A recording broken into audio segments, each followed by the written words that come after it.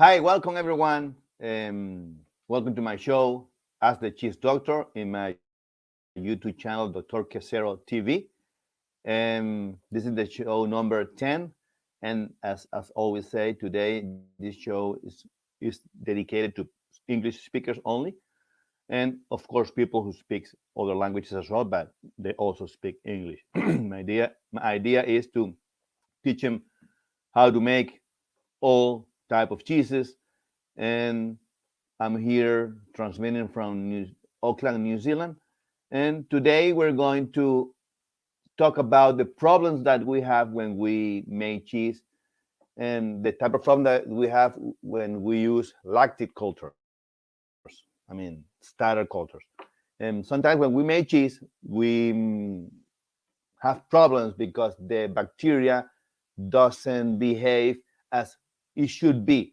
For example, they don't develop the acidity that we are looking for, and therefore our cheese is not going to reach the pH target in the time frame that we are um, looking for.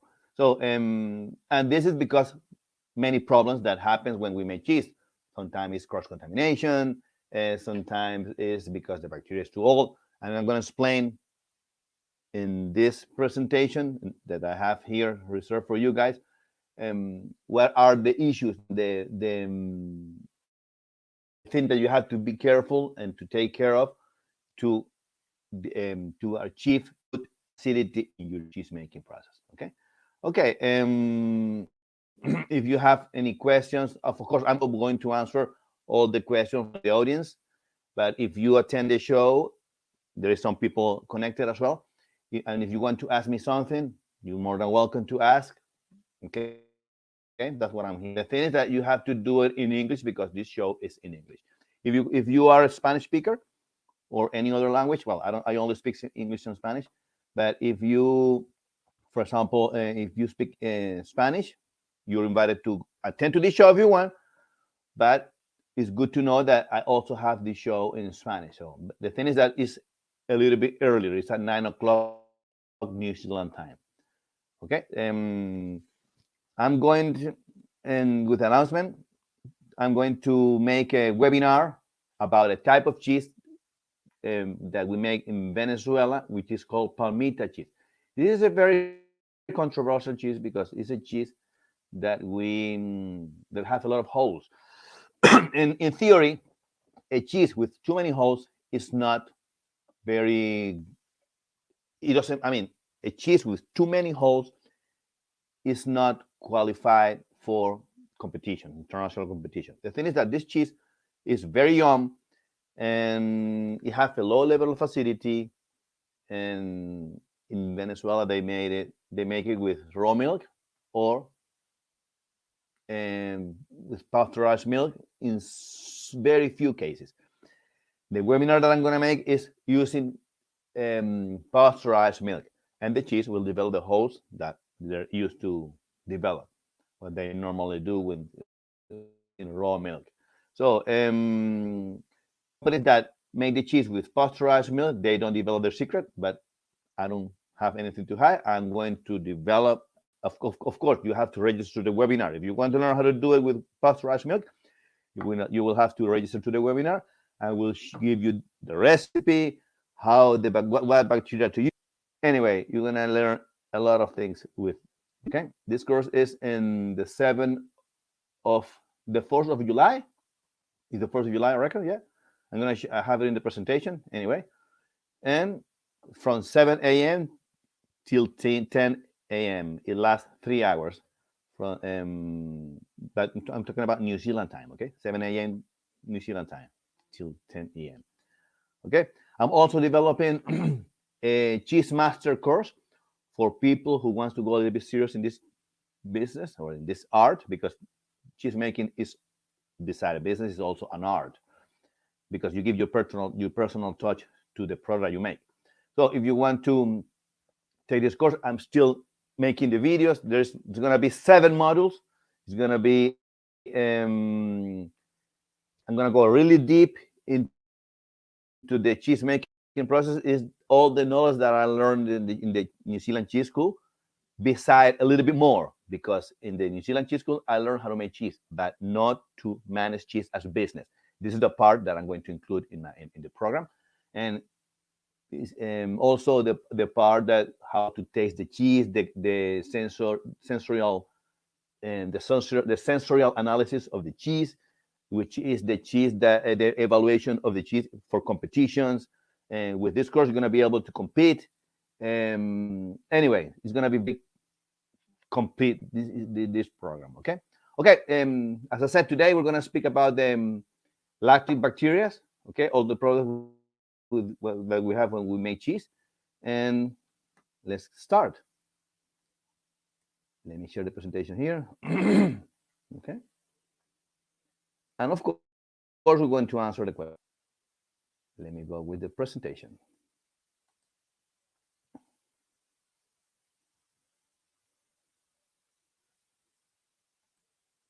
The platform is a little bit slow. Okie dokie.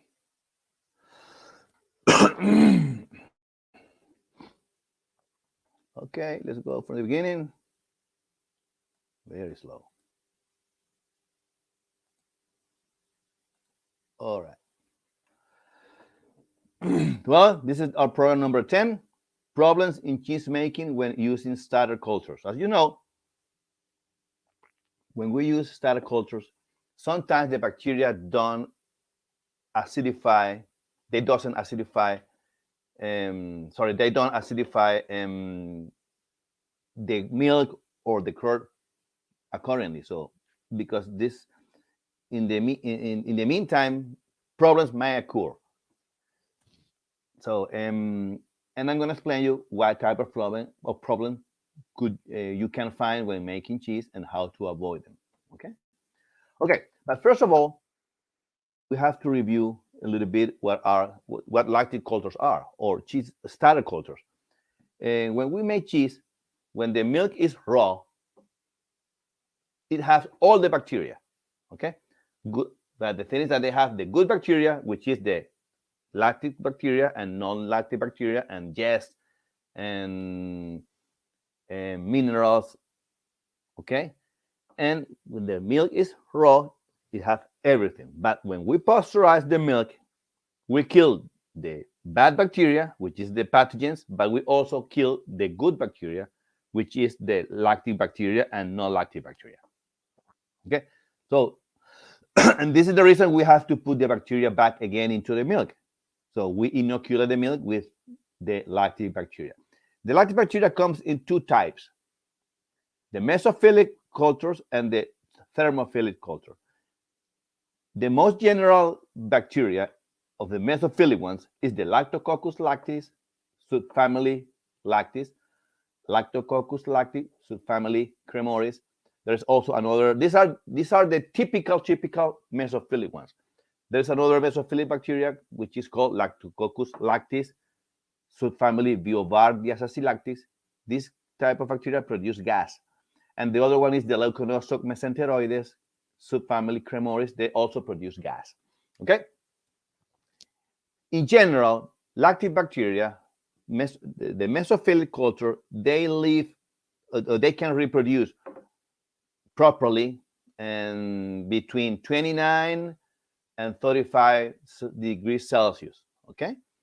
So if you are making cheese using this bacteria, if we heat the milk within this temperature frame, the bacteria will reproduce accordingly. If we use a higher temperature, it doesn't mean that you're going to kill the bacteria, but the bacteria is going to be stressed.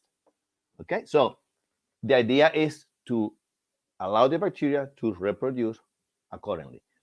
The other type of bacteria that we can find in milk is the thermophilic bacteria. They like higher temperatures.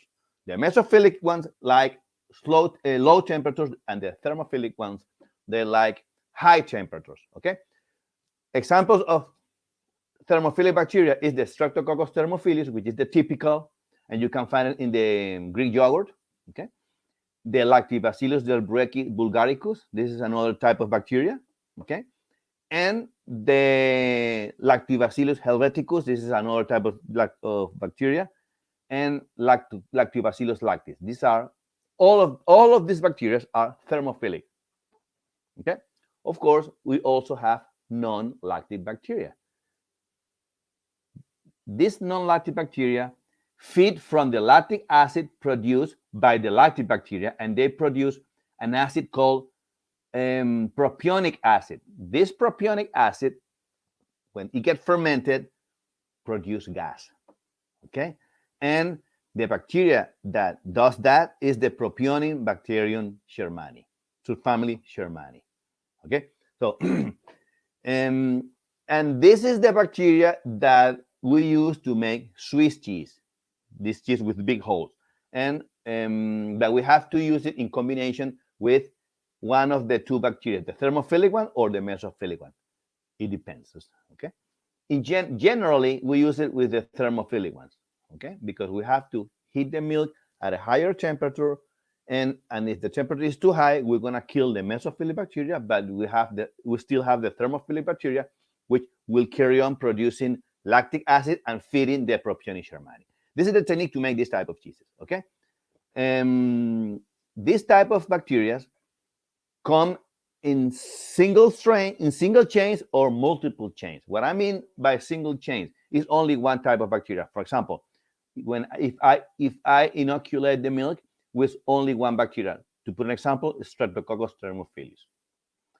Multiple chains and is when we have the bacteria combine many species of bacteria. In general, we use two or three. We can have a combination of Streptococcus thermophilus with Helveticus and Lactobacillus lactis, to put an example. Okay, the idea to combine this type of bacteria in chains, in multiple chains, is to avoid the milk to be invaded by virus. We're going to speak a little bit further about it at the end. Okay. Sometimes the milk is attacked by virus, and this type of bacteria, the combination of the two or three, one or two are resistant to this type of virus, and then the milk doesn't get affected. Okay, so what happened when we make cheese? When we make cheese, we normally heat the milk, correct? And we put the I don't know the word in English. These powders that we use for making cheese is lyophilized bacteria. They come in sackets, but the bacteria is dormant. Okay, is slept. Bacteria is sleeping because it's kept into the freezer, not into the fridge, into the freezer. So when we use this type of bacteria, these small sackets with this small powder, this is milk that contains the bacteria inside, inoculated from into the lab from these companies that sell this type of products. Okay, so this bacteria is sleeping, and we need to awake it. When we awake this bacteria, we have to create the right environment for the bacteria to wake up. So what we do, we have to put the bacteria at the right temperature. If the bacteria is mesophilic, we have to put it between 29 and 35. Or if the bacteria is thermophilic, we have to put it within 40 or 45, to put an example. This is your decision as a cheese maker. Okay, so we put the bacteria tends to feel that she's in a good environment, and then she starts to awake. This phase, when the bacteria start to awake, is the lag phase, and this is the bottom of the curve. Okay, it's this phase here, and it normally lasts 1 hour. That's the reason why when we are making cheese, we ripen the milk for 1 hour after we reach the target temperature. So we put it for 1 hour. The bacteria is waking up. Okay, and after the bacteria wakes up, we tend to curdle the milk, which is to coagulate it, and then we put the rennet. We have to wait for another hour. In this next hour, the bacteria is awoken, and it's going to start to feed from the lactose of the milk, and it's going to start to produce lactic acid.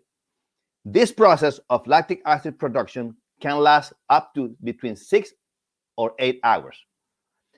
And in this phase, the bacteria will reproduce at a logarithmic scale. Okay? I'm not going to go in details what is a logarithmic scale. For your understanding, it will reproduce a lot, very fast. Okay? Of course, it will depend of the type of the amount of lactic culture that you put at the beginning. To put an example, if the manufacturer says that you have to put 1 gram per 100 liters, and you put one 1.2 grams, of course, you're going to have more bacteria and your rate of acidification will be faster. Okay? Sometimes the bacteria is very fast, and even though the manufacturer um, suggests to put 1 gram per 100 liters of milk, the rate of acidification is still very fast and you have to lower the dose. But the experience will give you that. Okay, you will see you have to calibrate your process, and in this time, in this phase, which is the log phase, the bacteria will use all the lactose that is into the milk. You will have oxygen, and the bacteria is going to start to produce lactic acid, and also it will start to develop some kind of gas if you're using a bacteria that is developing gas. For example, the Lactococcus lactis, the lactis, or the Leuconostoc mesenteroides. They will start to produce gas. Okay, but there's going to be a moment when all the nutrients are worn out and the oxygen is worn out as well, because is one enclosed environment. So there is a certain amount of oxygen and a certain amount of nutrients, and this lactic acid that the bacteria is producing at the end of the day is killing the bacteria. Okay, it's a paradox, but this is nature. This is how it is.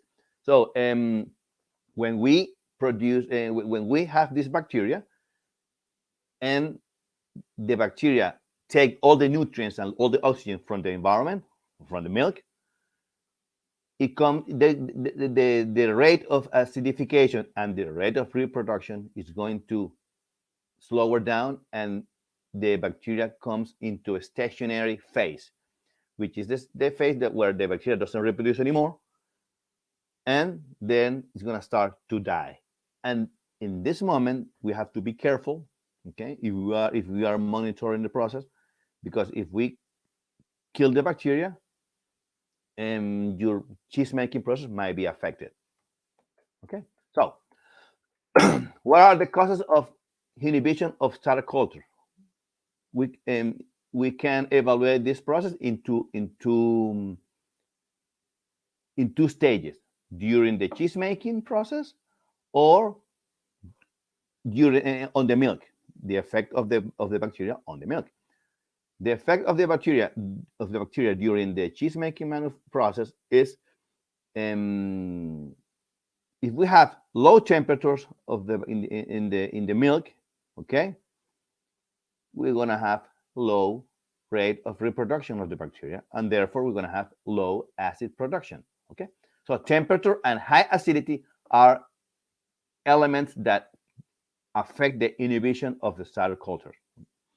So if we have high temperature, if the temperature is too high, the bacteria will get stressed, okay, and it also might die. However, if the temperature is too low, as I said, the reproduction rate is going to be low. But if it is even lower, the bacteria won't die, but it will go dormant again. So what we have to do is to keep it within the range. It will depend on the type of bacteria you use. Okay? In the effect of the milk, the effect of the bacteria on the milk is one cause that make the bacteria not to reproduce is if the milk is poor quality, okay, or it is old, for example, it's abnormal, old, or if the milk that we're using for making cheese is from late lactation. Okay, When we are making cheese, generally we do it in spring, right? In spring, all the cattle, all the calf are born. The cows have a lot of milk, and they are producing a lot of milk. But when the calf is getting bigger, the amount of milk starts to decrease. Okay, so this is called late lactation, and the condition of the milk changes within time. At the end of the period, the milk have more fat. I mean, their structure is different. Okay, and the amount of production of milk decreases as well. So we have to, and sometimes the yield is different. The milk doesn't um, yield how it should be. So we have to consider. But this process is cyclic because next year is going to be the same process because it's another cap, and it changes within time. So cheesemakers consider this when they are making cheese. Okay. Also, when if the milk is abnormal, for example, if the milk comes, if the cow is sick with mastitis. Mastitis is a sickness that when the uber of the milk of the udder of the cow doesn't drain the milk, it gets stuck and it gets infected, and it's very painful for the cow. And we have to treat it with antibiotics. These antibiotics in the milk will inhibit the starter culture, and they won't be able to reproduce. And the antibiotics will kill the antibiotics, and therefore they will not be acid production into the milk. Okay. Also, the use of disinfectants, sanitizers. If we use, for example, there is one sanitizer called quaternary ammonium, and which is very strong, and it can be degraded when entering in contact with the organic stuff. Um, this type of disinfectants, if are recommended not to be used to wash all the vats and all the equipment. It's good to wash the floor, the walls, and tables, draining way tables, way draining tables, but not the vat, because the vat is going to be in contact with the milk, and if we have quaternary ammonium, will kill the lactic bacteria.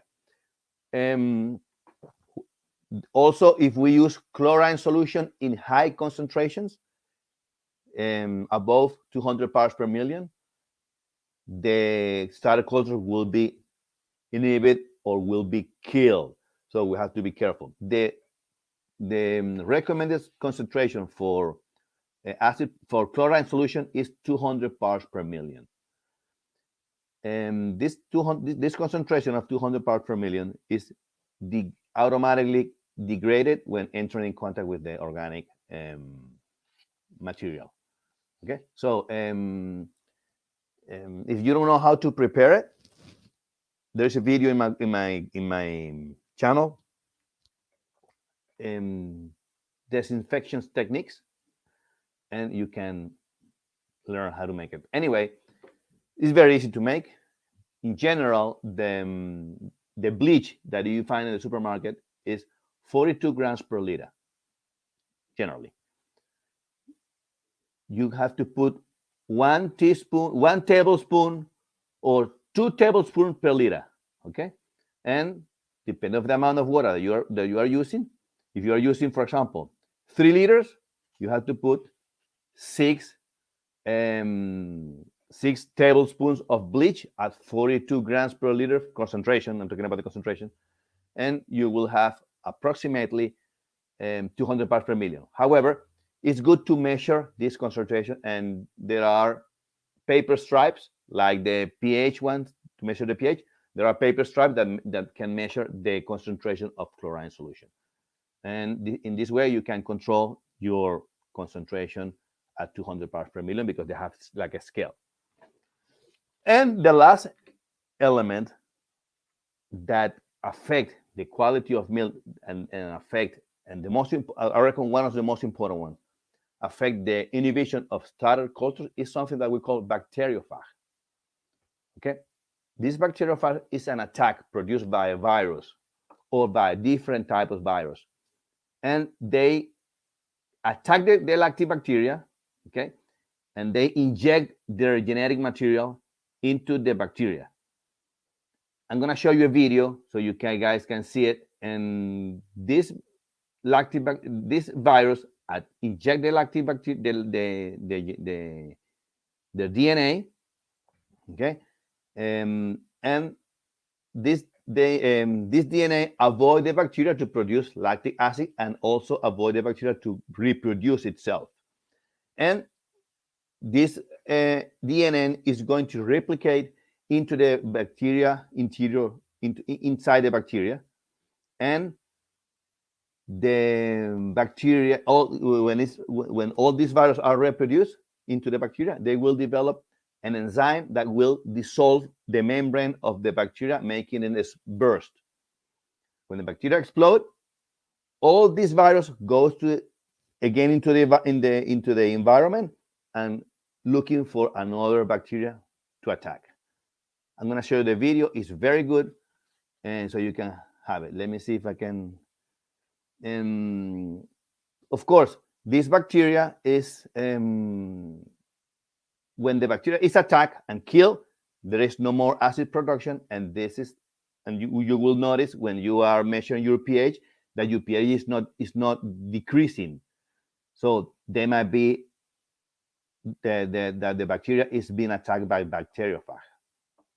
Okay, this is how it works. Okay, I'm gonna give you like a small explanation. So bacteriophagy is a virus that attack the starter cultures. They attack and destroy lactobacteria during the cheese making process. Okay, how to avoid the bacteriophage? We have to use strains of lactic culture resistant to bacteriophage.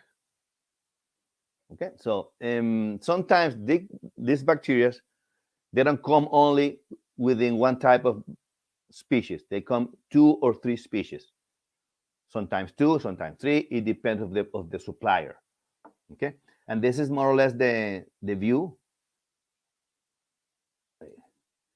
This is more or less the view. This is the bacteria. This is the lactobacteria, and all the virus are injecting their genetic material. Okay, see, into the bacteria. When the bacteria die, okay, when the lactobacteria die and it explodes, the virus have been replicated within 10 or 100 times. And this bacteria is this process takes more or less between 40 and 60 minutes until all the bacteria are killed. So it's very fast, the attack of bacteriophage. Okay. So this is the bacteria, this is the virus, okay?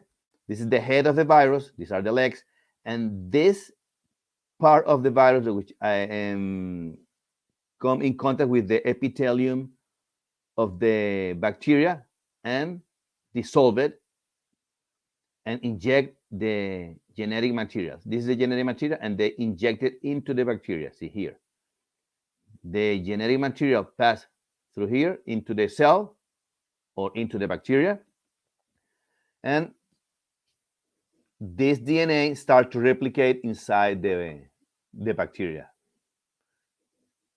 Okay, I'm gonna show you the video. Let's go to the next screen. Okay, what sources of contagion can we have when we are making this type of when we're making cheese? We can be victim of bacteriophage in the whey. Okay, that's the reason I don't like to use whey to make my next batch, because if I have bacteriophage into my cheese, and the whey is polluted with this virus, my cheese is gonna be polluted. So, but if we start the process from scratch using normal lactic starter cultures, I won't have this type of problem. So that's the reason I don't like to use whey to make my next bag.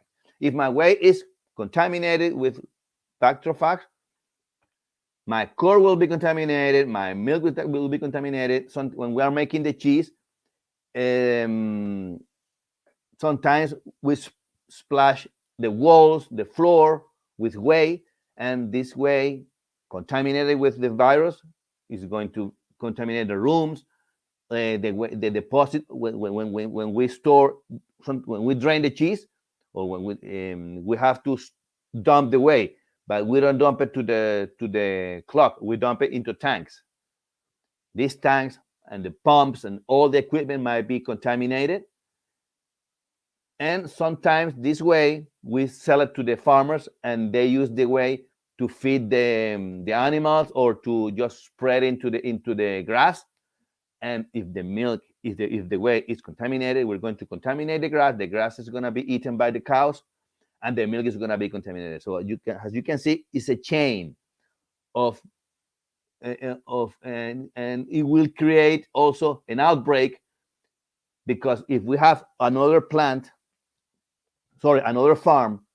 a neighbor that have also grass into their farm, the wind will spread the virus. I mean, it will create an outbreak within the farms, and it's a big problem. Okay, so for the record, the fag survive pasteurization, drying, and freezing, and the only way to kill it is to heat everything at 95 degrees Celsius for 25 seconds. It will kill the fag. Another type of this of sanitation is we use chemical sanitizing. Okay, so chemical disinfection is also very effective with ammonium, quaternary ammonium, or with chlorine solution. So of course, you have to back up all your, if you get an invasion of bacteriophage, you have to sanitize your plant, walls, floors, doors, windows, everything, and then we have to make swab tests to check that the bacteria is not there anymore. Okay, what to do as a precautionary measures? You have to avoid the condensation of the windows into your plant. Okay, the idea is to create a positive pressure by mechanical means, and you have to also use closed vats all the time, in case that you are making, for example, cream cheese, and you are making 200 liters, and you will need a big vat, correct? So, or if you are using 300 or 400 liters that you're gonna use, or you're gonna need a big vat, you will have to cope, because it's very hard to have a, a metallic or a steel lid into the vat. You can cover it with a linen, a plastic linen, but this linen has to be pre-sanitized before you put it on the top of your vat. Okay. You have to have good operation practice, cleaning protocols when you are making cheese. Sanitize your equipment, sanitize your hands. Okay. And one of the most important things that you have to have is you have to have a rotation of your dairy cultures, of your starter culture. You have to rotate them. You can't use the same culture all the time, because sooner or later you're gonna be a victim of fag. So you have to be careful. Okay, let me show you the video so you can see how is the attack.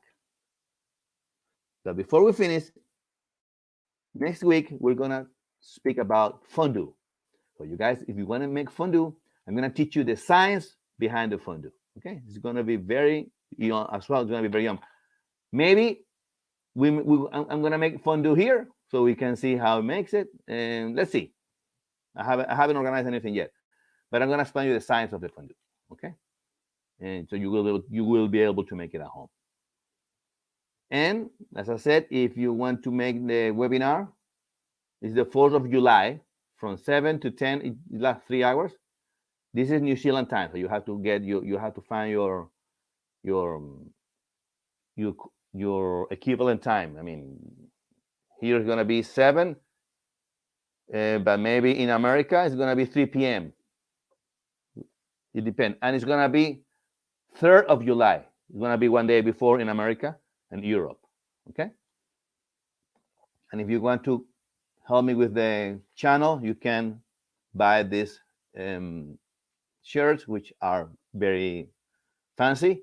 These are my designs. Okay, and let's go with the Q&A. But before we go with the Q&A, I'm going to show you the video. I want you to see the video so you can have it. Okay, let's go here. As you can see, this big stuff is the bacteria, and these small things are the virus. Okay, so the virus attack the bacteria. They step on over the bacteria. Okay, they just get fixed into the walls of the epithelium of the bacteria, and they with this stuff that they have here, they dissolve the membrane of the bacteria and inject the genetic material. Okay, here, see. So this genetic material starts to reproduce into the lactic culture, okay, and producing new virus inside the bacteria.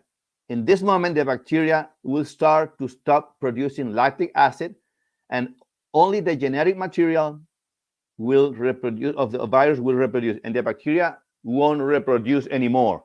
And then the bacteria will develop an enzyme that will dissolve the epithelium, making the bacteria burst, okay, and releasing all this virus. And this virus they're going to attack a new host.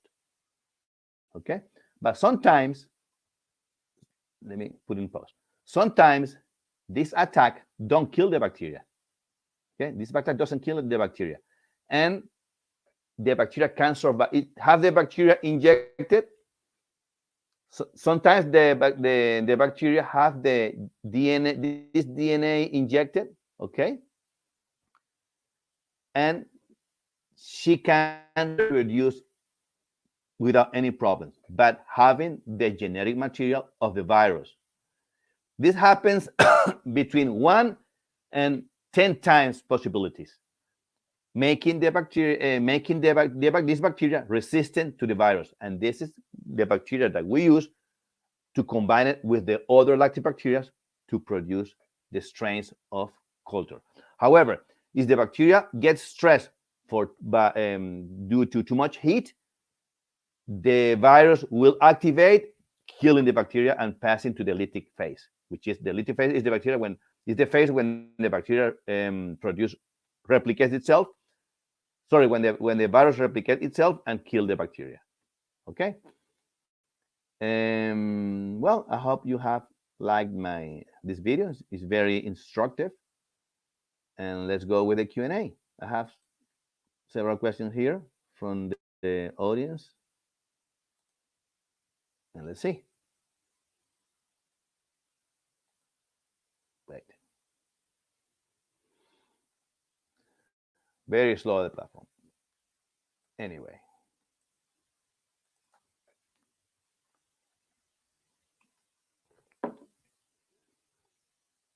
Okay.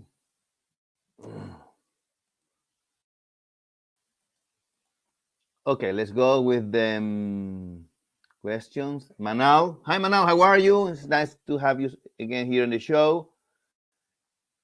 I really appreciate it. Dalila Castañeda, how are you? Sorry, the problem is in English. If you don't know English, you have to go to my 9 a.m. program, and we will attend you with a lot of love. Okay. Manal, sorry. Okay. You are making Colby. Good. Colby cheese. Colby cheese? Good. When I made Colby cheese, I wash the curd. It cases increasing the pH to 6.4.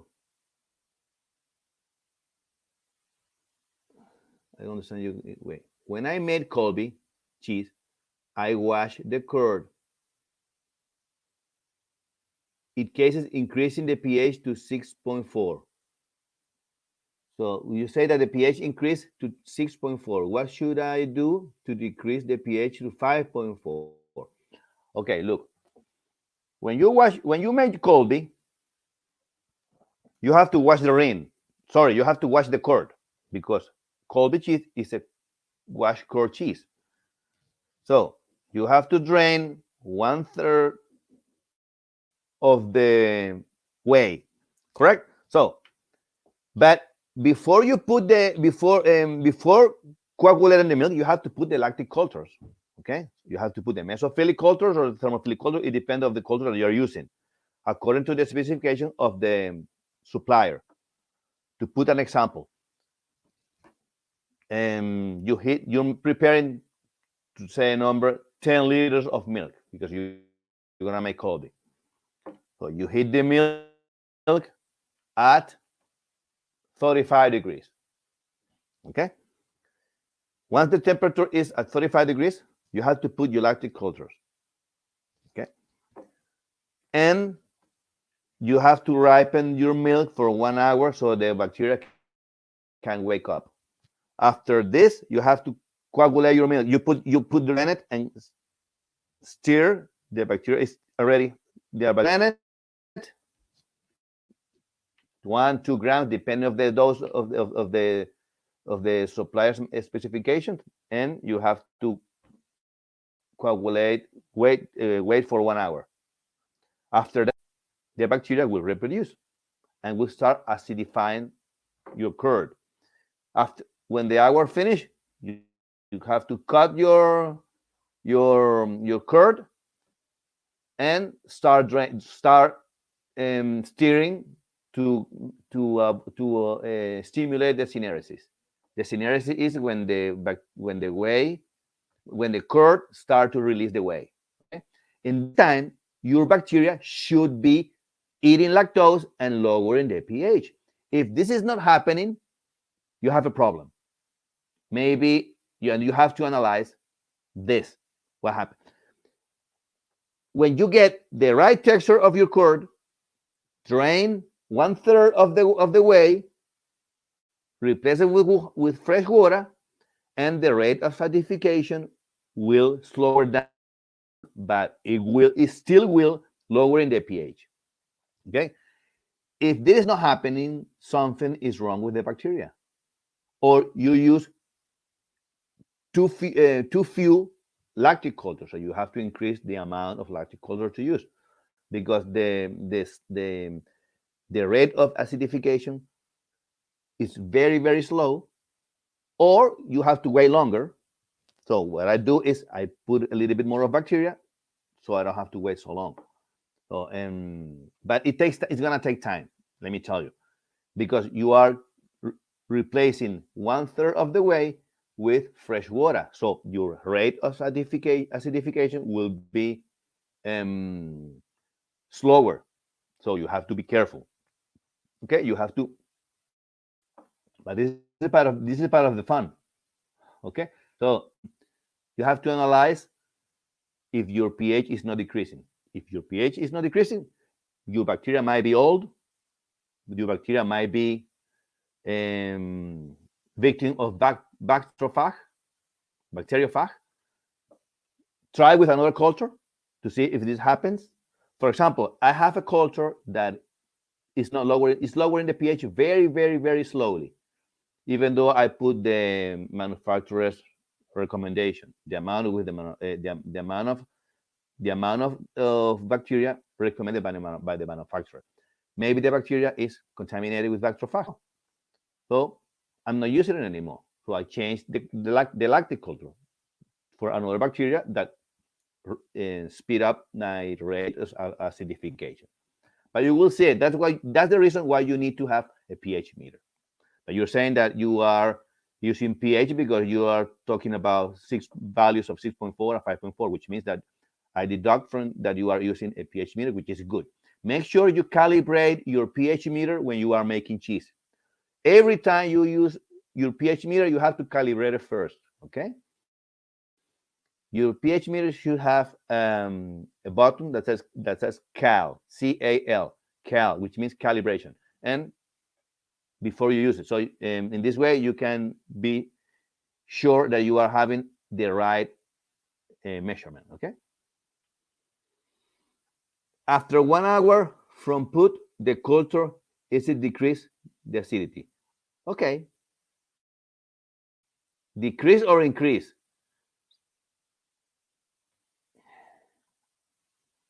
So the acidity reduce.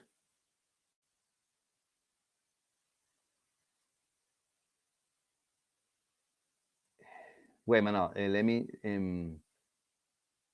Or after cooking, if don't decrease it, it means have any problem. That's how I told you. How I told you, right? So you have to after 1 hour from put, the culture is it decreased to acidity. So when you're saying that the culture decreased the acidity, means that it became alkalinic. So the pH raised instead of being lowering down. If this is happening, have a look to your pH meter.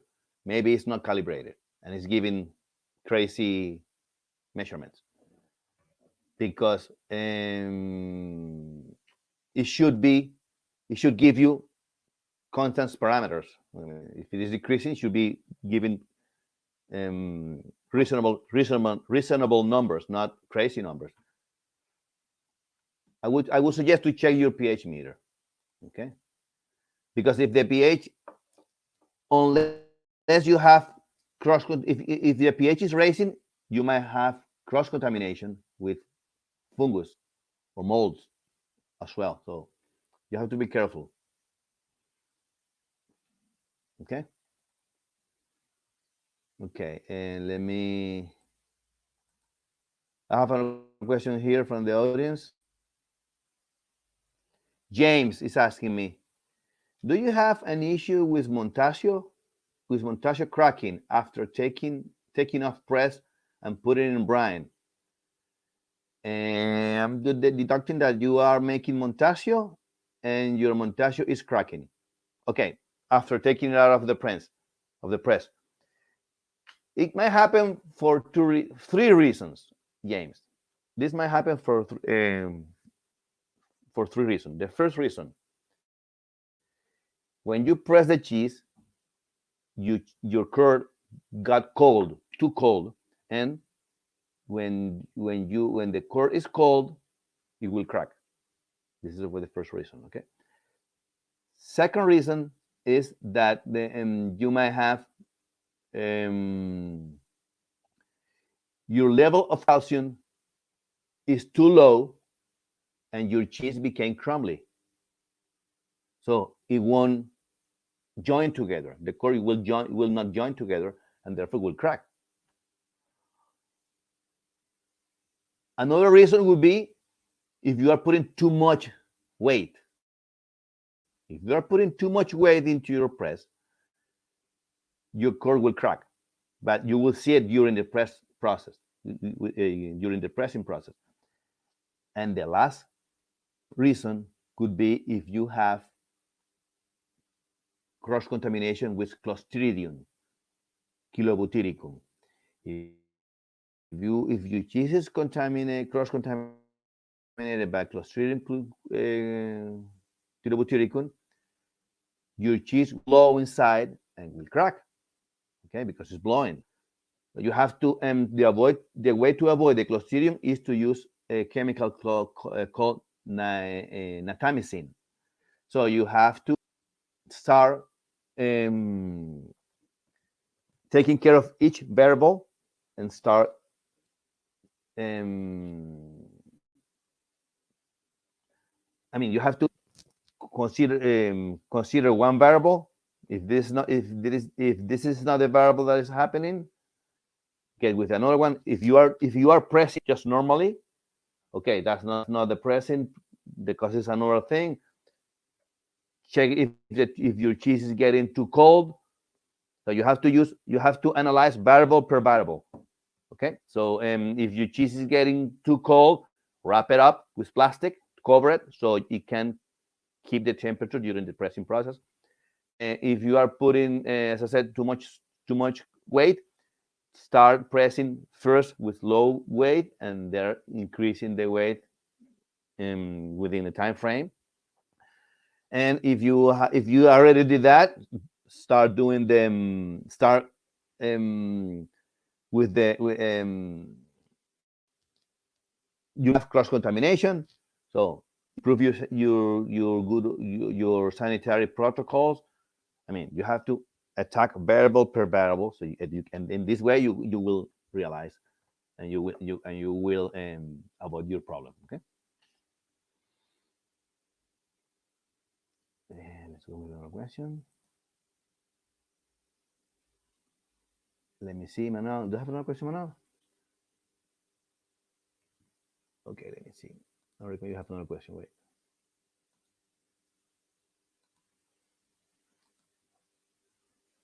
Yes, I do instruction. Yes, thanks. Wait. After 1 hour from put culture, it is the milk acidity. Okay, if you put the culture, the starter culture, after 1 hour, the milk will start to acidify. Correct. But after 1 hour, from putting the culture from inoculating the milk with the culture, okay, you have to coagulate your milk. But the bacteria also have 1 hour into the milk and it should be awoken. And it will be starting to feed from the lactose and will start to produce lactic acid. And you should have a decrease in your pH, not increase, decrease, which means that the acidity is starting to increase. Okay, the pH value is the other way around from the acidity level. The more acidity that you have, the lower is the number of the pH. Okay, if the pH is 4, you have a lot of acidity. If the pH is 6, you don't have acidity, or you have very small acidity. Okay, so you have to analyze that. Okay.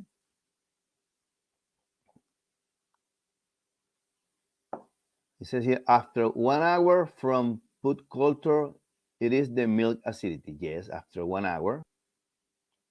After 1 hour, you put the culture, the bacteria is going to start to develop acidity. Yeah. If the milk didn't acidify, what should you do? Well, at the beginning, it's going to be very slow.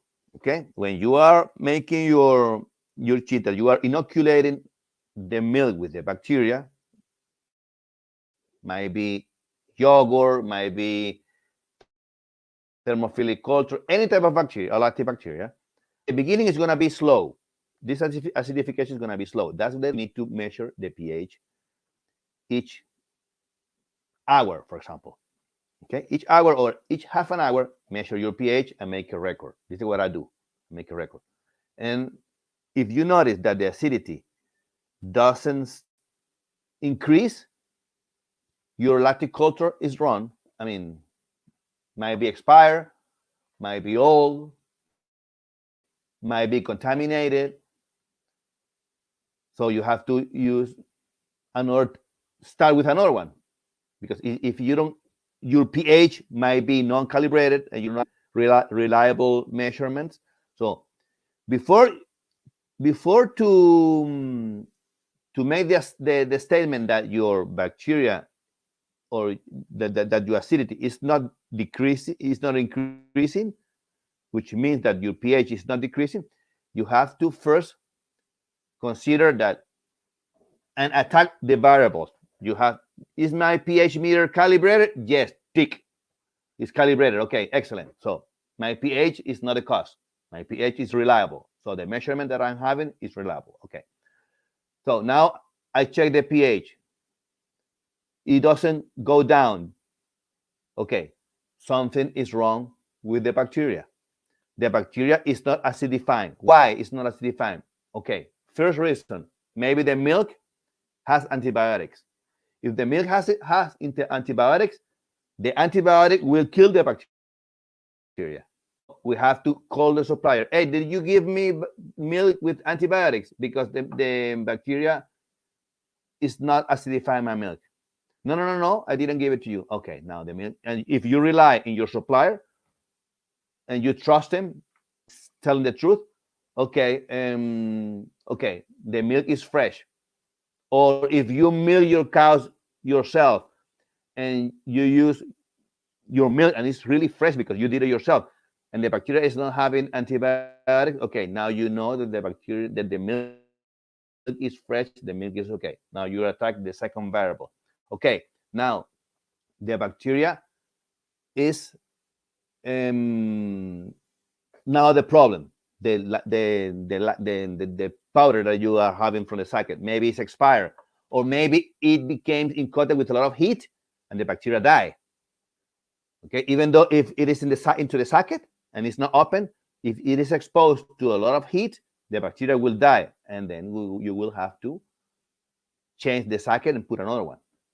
So you have to start attacking variable per variable, and this way you will be able to realize what is happening to your process. Okay. Sometimes when we buy these starter cultures, they come by mail, and they come just in an envelope without any protection. And when they are exposed to heat, high temperatures, and they're not protected, and sometimes they get affected and they don't work. This is what I reckon it happens to me when I bought one of my starter cultures, and they're not working properly. So I reckon the bacteria died during the shipment. Maybe. Okay. What to do? If you believe that it's a bacteria, change the bacteria and repeat the process to see what happens. Okay.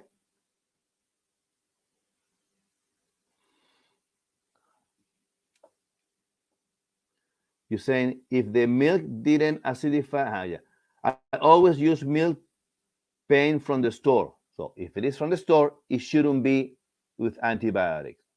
It should be all right. Okay.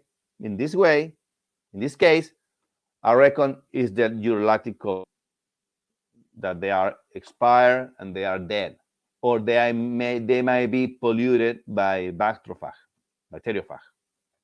maybe. So try to replace the lactic culture and use another one to see what happens. Okay, this is what I suggest you.